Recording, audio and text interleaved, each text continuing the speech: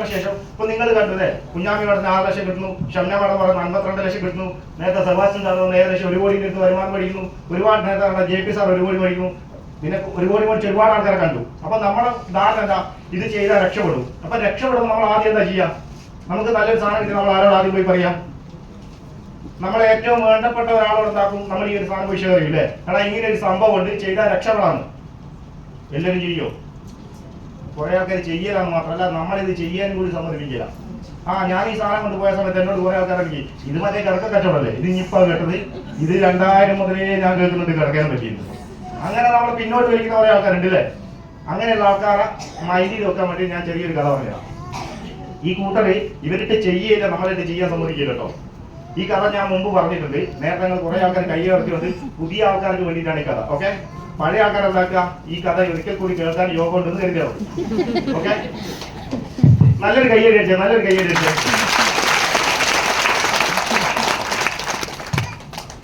കഥ എങ്ങനെയാണ്? 3 ചെറുപ്പക്കാര് ഒരു കടൽ തീരത്തോടി ഇങ്ങനെ നടന്നു പോയിക്കൊണ്ടിരിക്കുകയാണ്. നിങ്ങൾ മനസ്സിൽ സങ്കല്പിക്കുക, 3 ചെറുപ്പക്കാര് ഒരു കടൽ തീരത്തോടി ഇങ്ങനെ നടന്നു പോയിക്കൊണ്ടിരിക്കുകയാണ്.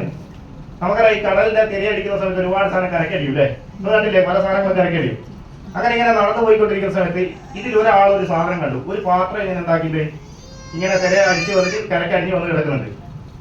അപ്പൊ അയാൾ ഓടിപ്പോയിട്ട് എന്താക്കി ഇതെടുത്ത സമയത്ത് ഒരു മൺപാത്രമാണ്. ഇത് കൃത്യമായിട്ട് അതിന്റെ അടപ്പൊക്കെ എന്താക്കിയിട്ടുണ്ട്, നല്ല ടൈറ്റിൽ മുറുക്കി കെട്ടിയിട്ടുണ്ട്. അപ്പോ ഇതെടുത്ത വ്യക്തി പെട്ടെന്ന് ഇത് ഓപ്പൺ ആക്കാൻ നോക്കി. 3 ആൾക്കാരുണ്ട്. അപ്പൊ ഒരു ചങ്ങായി പറഞ്ഞു, ഒരു വ്യക്തി പറഞ്ഞു അത് ഓപ്പൺ ആക്കണ്ട, കാരണം രാഷ്ട്രീയ പ്രശ്നങ്ങളൊക്കെ നടക്കാണ്ടോ, വല്ല ബോംബും ആണെങ്കിലും എന്താകും, നമ്മൾ പൊട്ടി മരിച്ചു വരുമ്പോൾ ഓപ്പൺ ആക്കരുത് പറഞ്ഞു. വേറൊരു വ്യക്തി എന്ത് പറഞ്ഞു, ധൈര്യത്തോടെ ഓപ്പൺ ആക്കളിയ, മരിക്കുകയാണെങ്കിൽ നമുക്ക് ഒരുമിച്ച് മരിക്കാറുണ്ട്. രണ്ടാൾ 2 അഭിപ്രായം പറഞ്ഞു. ഈ എടുത്ത വ്യക്തിക്ക് എന്താക്കണം, ഇതൊന്ന് ഓപ്പൺ ആക്കി നോക്കണം ഭയങ്കര ഒരു ക്യൂരിയോസിറ്റി. ഇയാൾ എന്താക്കി, 2ഉം കൽപ്പിച്ച് ഈ പെട്ടീന്റെ എന്താക്കി ഈ പാത്രത്തിന്റെ മൂടിയുമെല്ലാം അയച്ചു. ഇത് അയച്ച സമയത്ത് എന്ത് സംഭവിച്ചു വെച്ചാൽ ഒരു പുകയിന്ന് പുറത്തേക്ക് വന്നു. നിങ്ങൾ ഈ അലാവുദ്ദീൻ അത്ഭുതം കേട്ടിട്ടുണ്ടോ? അതിലൊരു ഭൂതം വരുന്നില്ലേ, ഒരു വെള്ളത്തിൽ വയ്ക്കുമ്പോൾ ആദ്യം ഭൂതം വരില്ല, ആദ്യം പുകയെ വരും, പിന്നെ ഭൂതം വരും. അതുപോലെ തന്നെ ഈ പാത്രത്തിന്റെ അകത്ത് ആദ്യം വന്നത് പുകയാണ്, പിന്നെ എന്താക്കി ഒരു ഭൂതം പുറത്തേക്ക് വന്നു. ഭൂതം പുറത്തേക്ക് വന്ന് ഇവരോട് പറഞ്ഞു, വർഷങ്ങളായിട്ട് ഒരു ദുർമന്ത്രവാദിനി എന്നെ തടവിലിട്ടതാണ്, നിങ്ങൾ എനിക്ക് മോചനം തന്നു. അപ്പൊ നിങ്ങൾക്ക് 3 ആൾക്കും ഞാൻ എന്താക്കാം, ഒരു അനുഗ്രഹം തരാം. നിങ്ങൾക്ക് എന്ത് വരമാണ് ആവശ്യമുള്ളത് നിങ്ങൾ എന്നോട് ചോദിച്ചോ, നിങ്ങൾ ഏറ്റവും കൂടുതൽ ഇഷ്ടപ്പെട്ട ഒരു വരം ഞാൻ നിങ്ങൾക്ക് തരും. ഞാൻ ആദ്യം പറഞ്ഞു 3 ചെറുപ്പക്കാരാണ്. ഇപ്പോഴത്തെ ചെറുപ്പക്കാർ ഏറ്റവും വലിയ പ്രശ്നം എന്താ, കല്യാണം കഴിക്കാൻ പെണ്ണ് കിട്ടുന്നില്ല, അല്ലെ? 3 ആളും കല്യാണം കഴിച്ചില്ലായിരുന്നു. അപ്പൊ ആദ്യത്തെ വ്യക്തിയോട് ചോദിച്ചു, നിനക്ക് എന്താണ് വേണ്ടതെന്ന് ചോദിച്ചു. അപ്പൊ അയാൾ പറഞ്ഞു, എനിക്ക് സുന്ദരിയായ ഒരു ഭാര്യനെ വേണം, എനിക്ക് സ്വിറ്റ്സർലാൻഡ് ഒരു വീടും വേണം. അപ്പൊ ഭൂത അയാൾ അനുഗ്രഹിച്ചു, ശരി അങ്ങനെയാവട്ടെ. അയാൾ അവിടെ അപ്രത്യക്ഷമായി. അങ്ങനെ രണ്ടാമത്തെ വ്യക്തി, അതായത് ഈ സാധനം എടുത്ത് ഓപ്പൺ ആക്കി വെക്കില്ലല്ലോ, അയാളോട് ഭൂതം ചോദിച്ചു, നിനക്ക് എന്താണ് വേണ്ടതെന്ന് ചോദിച്ചു. അപ്പൊ അയാൾ പറഞ്ഞു, ഞാനാണല്ലോ രക്ഷപ്പെടുത്തിയത്, അപ്പൊ എനിക്ക് അതിലും സുന്ദരിയായ ഒരു ഭാര്യനെ വേണം, എനിക്ക് വീട് എന്താക്കണം, അമേരിക്കയിൽ വേണം പറഞ്ഞു. അപ്പൊ എന്താക്കി, ഭൂത അയാൾ അനുഗ്രഹിച്ചു, ശരി അങ്ങനെയാട്ടെ, നിന്റെ ആഗ്രഹം നടക്കട്ടെ. അയാളോട് പ്രത്യക്ഷമായി. ഇനി 3ാമത്തെ വ്യക്തി അവിടെ ഉണ്ട്, ഇത് ഓപ്പൺ ആക്കണ്ടെന്ന് പറഞ്ഞ ആള്, അല്ലെ? എല്ലാവർക്കും നാളിൽ അങ്ങനെ ഒരാള്. അപ്പൊ ഇയാളോട് ഭൂതം ചോദിച്ചു, നിനക്ക് എന്താണ് വേണ്ടത്, നിന്റെ ആഗ്രഹം എന്താന്ന് ചോദിച്ചു. എനിക്ക് പ്രത്യേകിച്ച് ഒരു ആഗ്രഹമില്ല, ഇപ്പം പോയ 2 ആൾക്കാരെ അതുപോലെ തന്നെ തിരിച്ചുപിടിപ്പിച്ചു. അതായത് അയാൾക്ക് രക്ഷപ്പെടാനായിരുന്നു, അല്ലേ?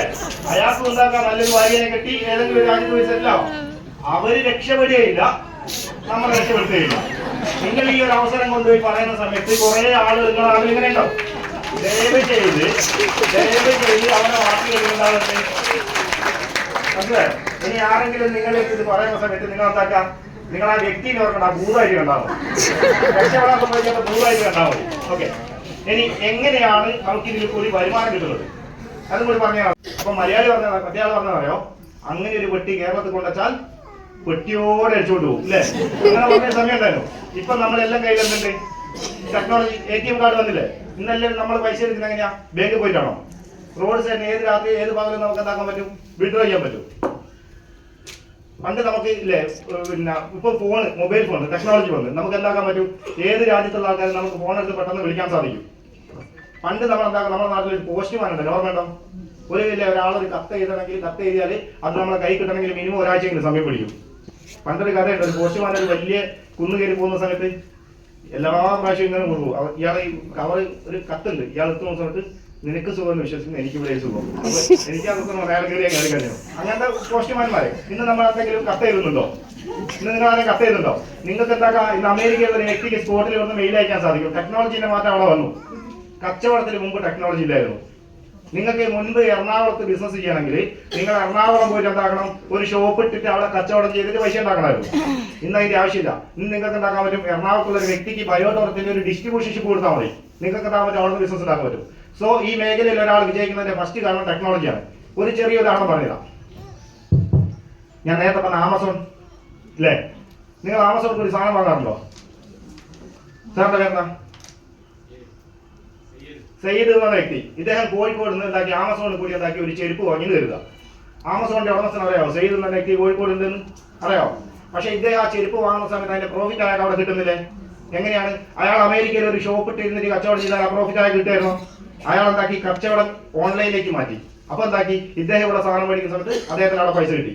അപ്പോൾ അതേ സാധനമാണ് ഇവിടെ അപ്ലൈ ചെയ്യുന്നത്. നിങ്ങൾ ഈ കോഴിക്കോട് ടൗണിൽ തുടങ്ങുന്ന ബിസിനസ് ചിലപ്പോൾ നിങ്ങളുടെ കൂടെ വന്ന വ്യക്തി ചിലപ്പോൾ വയനാട് ഉണ്ടാവും. വയനാട് തന്നെ കോൺടാക്ട് ചിലപ്പോൾ ദുബായിലായിരിക്കും. ദുബായിൽ ഒരു അറബി സാധനം മേടിക്കുന്ന സമയത്ത് നിങ്ങൾക്ക് കൂടെ വരുമാനം കിട്ടുന്നതാണ് ഈ ബിസിനസ്സിലേക്ക് ടെക്നോളജി ഇംപ്ലിമെന്റ് ചെയ്തു. സോ ഫസ്റ്റ് പ്രത്യേകത എന്ന് പറയുന്നത് വിജയിക്കാനുള്ള 4 കാരണത്തിൽ ഒന്ന് ടെക്നോളജിയാണ്. രണ്ടാമത്തെ കാര്യം എന്ന് പറയുന്നത് ടീം വർക്കാണ്. നമ്മൾ നിലവിൽ കേൾക്കുന്ന ഒരു പേരാണ് എല്ലാ മേഖലയിലും ടീം വർക്ക് അല്ലേ? ടീമിന്റെ ഫുൾ ഫോം അറിയോ? Together everyone achieve more. അതായത് ഒരു ടീമിലേക്ക് കടന്നു വരുമ്പോൾ കഴിവുള്ളവരും കഴിവില്ലാത്തവരും പ്രവർത്തിച്ച് എല്ലാവരും വിജയിക്കുന്നു. നിങ്ങൾ നോക്കിയാൽ മതി, ഇന്ന് വിജയിക്കുന്നതിൽ 90-95% ടീം വർക്കാണ്. ക്രിക്കറ്റ് വിജയിക്കുന്നത് എങ്ങനെയാണ്? ഒരു ടീം വർക്കാണ് അല്ലെ? ഫുട്ബോൾ വിജയിക്കുന്നത്, രാഷ്ട്രീയം വിജയിക്കുന്നത്, സിനിമ വിജയിക്കുന്നത് ടീം വർക്കാണ്. പക്ഷെ വിജയിക്കുന്ന ആ വ്യക്തി മാത്രമല്ല വിജയിക്കുന്നത്, ആ ടീമാണ് വിജയിക്കുന്നത്. ഇനി രാഷ്ട്രീയം വിജയിക്കുന്നതും ടീം വർക്കാണ് അല്ലെ? ഒരാളായിട്ട് മത്സരിക്കുന്നുണ്ടാവും, കുറെ ആളുകൾ അതിനുവേണ്ടി പ്രവർത്തിക്കുന്നുണ്ടാവും. വിജയിക്കുന്ന പാർട്ടിയാണ് വിജയിക്കുന്നത്. അതുപോലെ തന്നെ ഈ ബിസിനസ് നിങ്ങൾ ചെയ്യുന്ന സമയത്ത് നിങ്ങളുടെ കൂടെ നല്ല കോൺടാക്ട് ഉള്ള ആൾക്കാർ വരാം, നല്ല മാർക്കറ്റ് ചെയ്യാൻ പറ്റിയ കഴിവുള്ള ആൾക്കാർ വരാം, നല്ല ട്രെയിനിങ് എടുക്കുന്ന ആൾക്കാർ വരാം ഇല്ലേ? ഒരുപാട് കഴിവുള്ള ആൾക്കാർ, പല ആളുകൾ കൂടെ നിങ്ങളിലേക്ക് വരാം. ഇവരൊക്കെ ഒരുമിച്ച് പ്രവർത്തിക്കുന്ന സമയത്ത് ആ ടീമാണ് വിജയിക്കുന്നത്. ആ ടീം വിജയിക്കുമ്പോൾ ആ ടീമിൽ എല്ലാവരും വിജയിക്കുന്നുണ്ട് അല്ലേ? നേരത്തെ കുഞ്ഞാമിയോടെ പറഞ്ഞു, കുഞ്ഞാമിയോടെ ഈ ബിസിനസ്സിലൂടെ 6 ലക്ഷം മേടിച്ചു. ആ സമയത്ത് എന്താക്കി, കുറെ ആൾക്കാർക്ക് 50,000, 1 ലക്ഷം, 2 ലക്ഷം മേടിച്ചു. 500 മുതൽ 2 ലക്ഷം വരെ ഒരുപാട് ആൾക്കാർക്ക് കിട്ടിയ സമയത്താണ് എന്താക്കിയത്, അവർക്ക് 6 ലക്ഷം കിട്ടിയത്. ഇതുപോലെ ഷംനാമോട് 52 ലക്ഷം മേടിച്ചു. ഷംനാമോട് 52 ലക്ഷം മേടിക്കുന്ന സമയത്ത് ഷംനാ മാഡത്തിന്റെ ടീമിൽ 500 മുതൽ 50 ലക്ഷം വരെ മേടിച്ച ആൾക്കാരുണ്ടാവാം. ഇങ്ങനെ എല്ലാവരും വിജയിക്കുന്ന സമയത്താണ് ഉണ്ടാകുന്നത് ഈ മേഖലയിൽ ഒരാൾ വിജയിക്കുന്നത്. മൂന്നാമത്തെ പ്രത്യേകത എന്ന് പറയുന്നത് ഏറ്റവും വലിയ അഡ്വാൻസ് ഇതാണ് വർക്കിംഗ് അവർ മൾട്ടിപ്ലിക്കേഷൻ. ഇന്ന് ലോകത്ത് ഇന്ന് ആരെങ്കിലും വിജയിക്കുന്നുണ്ടെങ്കിൽ, ഇന്ന് വിജയിച്ച ബിസിനസ്സുകാരിൽ 95% ആൾക്കാർ അപ്ലൈ ചെയ്ത ഒരു തിയറിയാണ് വർക്കിംഗ് അവർ മൾട്ടിപ്ലിക്കേഷൻ. ഇത് പക്ഷേ നമ്മൾ ഒരു കോളേജിലും നമ്മൾ ഇത് പഠിപ്പിക്കുന്നില്ല. ഞാൻ ജസ്റ്റ് ഒന്ന് സൂചിപ്പിക്കാം ഇതെങ്ങനെയാണെന്ന്. അതായത് ഒരു ശരാശരി മനുഷ്യൻ ഒരു ദിവസം എത്ര മണിക്കൂർ ജോലി ചെയ്യും? 8 മണിക്കൂർ അല്ലേ? ഗവൺമെന്റ് കണക്ക് 8 മണിക്കൂറാണ്. ഞാൻ 10 മണിക്കൂർ പറയാണ്. ഞാൻ ഒരു ദിവസം 10 മണിക്കൂർ ജോലി ചെയ്യുന്നു എന്ന് കരുതുക. ഒരു വർഷത്തിൽ എത്ര ദിവസം? കറക്റ്റല്ലേ? മാറ്റമൊന്നുമില്ലല്ലോ. 365 ദിവസം ഞാൻ 10 വർഷം ജോലി ചെയ്താൽ 365 × 10 എത്രയാണ്? 3650 മണിക്കൂർ ഒരു വർഷം ഞാൻ ജോലി ചെയ്യും. ഒരു ദിവസം പോലും ലീവ് എടുക്കാണ്ട് ജോലി ചെയ്താൽ. ഇത് ഒരു ശരാശരി മനുഷ്യൻ ലൈഫിൽ വർക്ക് ചെയ്യുന്ന എത്ര വർഷം വർക്ക് ചെയ്യും? ഒരു 25 വർഷം, ഒരു മാക്സിമം ഒരു 30 വർഷം. ഒരു 30 വർഷം ഞാൻ ഈ മേഖലയിൽ ഇതേപോലെ വർക്ക് ചെയ്യുന്നത് ഏതെങ്കിലും ഒരു മേഖല, തേപ്പിന് പണി, ബാർപ്പിന് പണി, ആശാരി പണി, ടൈലിന് പണി, എന്തെങ്കിലും ഗവൺമെന്റ് മേഖല, ഗൾഫ്, ഏതെങ്കിലും ഒരു മേഖലയിൽ ഞാൻ വർക്ക് ചെയ്യാണ്. 30 വർഷം വർക്ക് ചെയ്താൽ 3650 × 30 ഏകദേശം 1,09,500 മണിക്കൂറാണ് ഉണ്ടാക്കുന്നത്. ഞാൻ എന്റെ മനുഷ്യായുസിൽ വർക്ക് ചെയ്യുന്നത്. ഇതിന്റെ വരുമാനം എത്രയാണെന്ന് എനിക്ക് ഇവിടുന്ന് കണ്ടുപിടിക്കാൻ പറ്റും. എങ്ങനെയാ അറിയോ? ഇപ്പൊ നിലവിൽ കിട്ടുന്ന കൂലി, ഇപ്പൊ നിലവിൽ എത്ര കൂലി? ഒരു 800-900 കൂലി ഉണ്ടാവും അല്ലെ? അല്ലെ 1000 രൂപ ഉണ്ടാവും കൂലിയോ? ശരി, 1000 രൂപ. അതിനെ കൊണ്ട് എന്താക്കിയാൽ മതി? അതിനെ കൊണ്ട് ഡിവൈഡ് ചെയ്ത് കഴിഞ്ഞാൽ നിങ്ങൾ 30 കൂലി വർദ്ധനോടൊക്കെ ഉണ്ടാക്കാൻ നിങ്ങൾക്ക് കണ്ടുപിടിക്കാൻ പറ്റും. ഇനി ഞാൻ ഈ വർക്കിംഗ് അവറിലേക്ക് വരാം. നിങ്ങൾ ശ്രദ്ധിക്കേണ്ട കാര്യം, ഇത് ഏറ്റവും കൂടുതൽ ഉപയോഗപ്പെടുന്ന ആരാന്ന് അറിയോ? ഇന്ന് ഇന്ത്യയിൽ ഏറ്റവും വലിയ കോടീശ്വരൻ ആരാ? മുകേഷ് അംബാനി അല്ലെ? അയാൾ എന്നിട്ട് 4 ലക്ഷത്തിന് മുകളിൽ തൊഴിലാളികളുണ്ട്. 8 മണിക്കൂർ ഒരാൾ വർക്ക് ചെയ്യുമ്പോൾ 32 ലക്ഷം വർക്കിംഗ് അവർ കഴിക്കുന്നത്. ഇവിടെ നിങ്ങൾ ശ്രദ്ധിച്ചോ, ഇവിടെ ഞാൻ 2 മണിക്കൂർ ബയോടോറിൻ ചെയ്യുന്നു. ഒരു ദിവസം എന്താക്കുന്നത്? വെറും 2 മണിക്കൂർ ഞാൻ ബയോടോറിൻ ചെയ്യുന്നു. എന്റെ ജോലിയെല്ലാം കഴിഞ്ഞിട്ട് 2 മണിക്കൂർ ഇത് ചെയ്യുന്നു. ഒരു വർഷം കൊണ്ട് എന്റെ കൂടെ ഒരു 200 ആളുകൾ ഉണ്ടെന്ന് കരുതുക. ഇവരും പല മേഖലയിൽ വർക്ക് ചെയ്യുന്ന ആളുകളാണ്. ഈ 200 വ്യക്തികൾ അവരെ ജോലി കഴിഞ്ഞിട്ട് 2 മണിക്കൂർ ബയോടോറിൻ ചെയ്യുന്നു കരുതുക. 200 വ്യക്തികൾ 2 മണിക്കൂർ വർക്ക് ചെയ്താൽ ഒരു ദിവസത്തെ വർക്കിംഗ് അവർ എത്രയാ? 400 മണിക്കൂർ അല്ലെ? ഇവിടെ ഞാൻ ഒറ്റയ്ക്ക് 360 ദിവസം ചെയ്ത് ഇവിടെ വെറും 300 ദിവസം ചെയ്ത് കഴിഞ്ഞാൽ എന്റെ വർക്കിംഗ് അവർ 1,20,000 വർക്കിംഗ് അവറാണ്. അതായത് ഒരു വ്യക്തി ഒറ്റയ്ക്ക് പണിയെടുത്തു കഴിഞ്ഞാൽ ഒരു മനുഷ്യാശത്തിൽ പണിയെടുക്കുന്നത് 1,09,500 മണിക്കൂറാണ്. ഇങ്ങനെ പണിയെടുക്കുന്നതുകൊണ്ടാണ് നമ്മുടെ നാട്ടിലുള്ള 90% ആൾക്കാരും ഒരു വീട് വെച്ചിട്ട് വീടിന് ലോൺ ഉണ്ടാവും, മക്കളെ പഠിപ്പിച്ച് അവിടെ ലോൺ ഉണ്ടാവും, കല്യാണം കഴിച്ച് അവിടെ ലോൺ ഉണ്ടാവും. എല്ലാത്തിനും നമ്മൾ ലോണിനെ ആശ്രയിക്കേണ്ടി വരുന്നത് എന്തുകൊണ്ടാണ്? നമ്മൾ ഒറ്റയ്ക്ക് ജോലി ചെയ്യുന്നതുകൊണ്ടാണ്. ഒറ്റ വാക്ക് പറഞ്ഞാൽ ഒറ്റയ്ക്ക് ജോലി ചെയ്ത് ജീവിതത്തിൽ കോടീശ്വരന്മാരായ ആൾക്കാർ കുറവാണ്, ജീവിച്ചു പോകുന്ന ആൾക്കാരുണ്ടാവും. അതും കടവും ബാധ്യതയൊക്കെ ആയിട്ട് മുന്നോട്ട് പോകും. ഇനി ബിസിനസ്സിൽ വർക്കിംഗ് അവർ മൾട്ടിപ്ലിക്കേഷൻ ചെയ്യുന്ന സമയത്ത് ഞാൻ വെറും 2 മണിക്കൂർ ഉപയോഗപ്പെടുത്തി എന്റെ കൂടെ വന്ന് 200 ആൾക്കാരുടെ 2 മണിക്കൂർ എടുത്ത സമയത്ത് വെറും 300 ദിവസം കൊണ്ടുണ്ടാക്കി 1,20,000 വർക്കിംഗ് അവർ എനിക്ക് ക്രിയേറ്റ് ചെയ്യാൻ സാധിച്ചു. അങ്ങനെയാണ് ഉണ്ടാക്കിയത്. സേവർ സാർ കോടികൾ മേടിച്ചത്, റാഫി സാർ കോടികൾ മേടിച്ചത് ഒറ്റയ്ക്ക് കൊണ്ടുപോയി വിറ്റിട്ടല്ല. നാളെ നിങ്ങൾ ഇതിൽ വിജയിക്കാൻ പോകുന്നതും അതുകൊണ്ടാണ്. നിങ്ങളുടെ കൂടെ വരുന്ന ആളുകൾ വർക്ക് ചെയ്യുന്ന സമയത്ത് അവരെ വർക്കിംഗ് അവർ നിങ്ങളെയും കൂടി വർക്കിംഗ് അവറായി മാറും. പരസ്പരം അങ്ങോട്ടും ഇങ്ങോട്ടും ഉണ്ടാക്കും. ഗിവ് ആൻഡ് ടേക്കാണ് അവിടെ നടക്കുന്നത്. ആ രീതിയിൽ ഉണ്ടാക്കാൻ പറ്റും. വർക്കിംഗ് അവർ മൾട്ടിപ്ലിക്കേഷൻ കൂടി കൂടുതൽ ആളുകളിലേക്ക് പ്രൊഡക്റ്റ് പോകുമ്പോൾ കൂടുതൽ ടേൺ ഓവർ നടക്കുമ്പോൾ കൂടുതൽ വരുമാനം കിട്ടും. എനിക്ക് 56 ലക്ഷം കിട്ടിയത് ഞാൻ ഒറ്റയ്ക്ക് കിട്ടിയിട്ടില്ല. ഞാൻ ഈ ഒരു ബിസിനസ് കിട്ടിയ സമയത്ത് ഫസ്റ്റ് പറഞ്ഞ ഷബിൽ സാർ, ബിജു സാർ പോലുള്ള ആൾക്കാരോട് ഈ അവസരം പറഞ്ഞു. ഇവർ ഇതിന്റെ സാധ്യത മനസ്സിലാക്കി ഏറ്റെടുത്ത് സത്യൻ സാർ, അജീഷ് സാർ ഒരുപാട് ആൾക്കാർ വന്നു. ഇന്ന് ഏകദേശം 20,000-ന് മുകളിൽ പ്രൊഡക്റ്റ് ഉണ്ടാക്കി ഞാൻ സ്റ്റാർട്ട് ചെയ്ത വ്യക്തിയിലൂടെ മാർക്കറ്റ് ചെയ്യപ്പെട്ടു. ഇതിൽ ഞാൻ ഡയറക്റ്റ് കൊടുത്ത മാക്സിമം 50 പ്രൊഡക്റ്റേ ഉള്ളൂ. പക്ഷെ ടീം വർക്കിലൂടെ ഉണ്ടാക്കി 20,000 പ്രൊഡക്റ്റ് മാർക്കറ്റ് ചെയ്യപ്പെട്ടു. അപ്പൊ എന്താക്കി ഒരു 56 ലക്ഷം എനിക്ക് കിട്ടി. സോ മൂന്നാമത്തെ കാര്യം വർക്കിംഗ് അവർ മൾട്ടിപ്ലിക്കേഷൻ. ഇനി നാലാമത്തെ കാര്യം സിമ്പിൾ ആണ്, ഡ്യൂപ്ലിക്കേഷൻ. ഡ്യൂപ്ലിക്കേഷൻ എന്ന് പറഞ്ഞാൽ അനുകരണം. നമ്മൾ എന്താണോ പഠിച്ചത് അത് നമ്മൾ കൂടെ ഒന്നുകൂടെ പഠിപ്പിച്ചോട്ടാൽ മതി. നിങ്ങളായിട്ട് ഇവിടെ പുതിയൊരു കാര്യം ചെയ്യണ്ട. ഇവിടെ വിജയിച്ചു കൊണ്ടിരിക്കുന്ന ഒരുപാട് ആൾക്കാർ ചെയ്ത കാര്യം കൃത്യമായിട്ട് ഫോളോ അപ്പ് ചെയ്താൽ മതി.